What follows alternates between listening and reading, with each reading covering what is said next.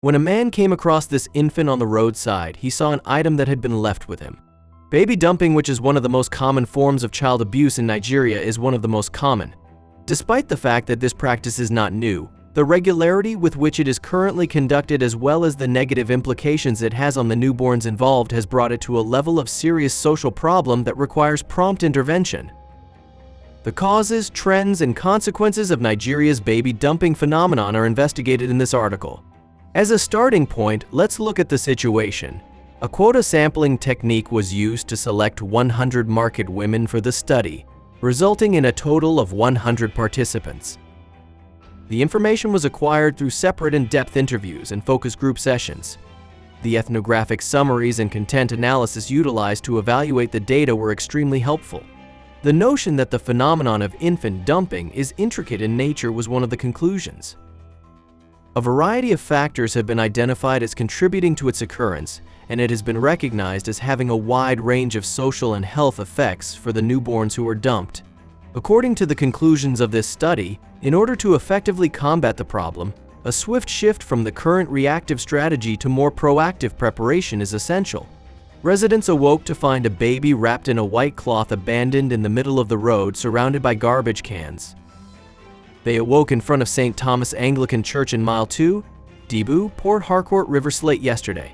After 3 hours of neglect on the part of the residents, an unknown woman, presumed to be a single mother, allegedly dropped the one-day-old infant off. The baby passed away. The baby had been dropped off the night before, according to witnesses. The situation shocked residents and business owners at Port Harcourt's famous Ikakukar spare parts market, prompting them to escape. It has been suggested that the baby died as a result of a severe cold that struck in the early hours of the morning, according to a bystander who did not want his name to be revealed. Others refrained from rescuing him out of fear of being apprehended by the authorities. He acknowledged that the infant had signs of life, but expressed regret that the baby died as a result of the lack of assistance. People gathered in small groups around the fountain. An infant had also been dumped in the same rubbish site the previous year, according to one of the groups, which they corroborated. They were concerned that the practice of discarding babies at rubbish dumps was growing more widespread in the neighborhood, and they conveyed their unhappiness with the practice. When contacted, the baby's remains was still in the garbage can when this report was published. Namdi Omani, the River State Police Public Relations Officer, indicated that the command had not yet been told of the matter. Meanwhile, Dr. Joseph Apollos, a consultant pediatrician at the state's most prestigious hospital, the Braithwaite Memorial Specialist Hospital, has warned that exposure to extreme cold as well as exposure to extreme heat can result in the death of newborns. He claimed that, among other things, that no child should be rejected and that there are millions of parents waiting for children in foster care to adopt. He cautioned young girls and women against leaving their kids, stating that if they do not require children, they can donate them to a motherless home where they can be adopted as foster children. Despite the fact that the International Convention on the Rights of the Child, the United Nations Convention on the Rights of the Child, the United Nations Educational, Scientific and Cultural Organization's World Declaration and Plan of Action on the Child, and UNICEF's annual reports on the state of the world's children all advocate for every child's right to a fulfilling and enriching life, in Nigeria, children continue to be subjected to a variety of forms of abuse, including infant dumping and child trafficking. Despite the fact that no data on the number of documented occurrences of ditched or abandoned neonates in Nigeria is available, sources from various sections of the country indicate that this illegal act is occurring at an alarming rate across the country. According to the Child Care Unit of the Oyo State Ministry of Women Affairs, Community Development and Social Welfare in Abidjan, 114 incidents of dumped and/or abandoned babies were registered between January 2009 and February 2012, compared to 84 cases between January 2006 and December 2008. In a related occurrence, the Lagos State Government's Special Advisor on Youth and Social Development reportedly revealed that throughout the year 2011, the state of Lagos documented 497 cases of abandoned infants tossed in various streets throughout the state. In addition, the Chevy State Committee on Hisbah or Social Welfare recently revealed that between October and December of last year, it had collected over 50 cases of abandoned babies in various places across the state.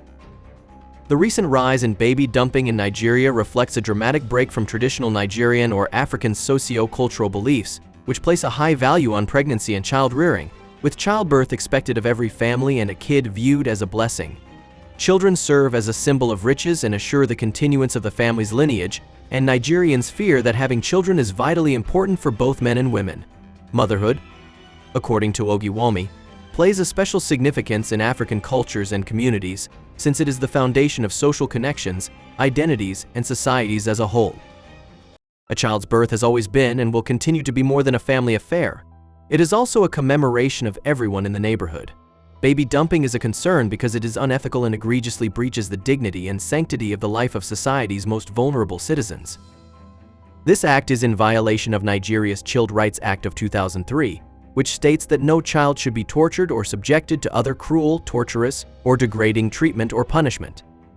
It also violates Section 34 of the Federal Republic of Nigeria's Constitution, which states that every individual is entitled to the respect of his or her dignity, and correspondingly, no one shall be subjected to torture or cruel, degrading treatment. Section 34 is also violated by this act.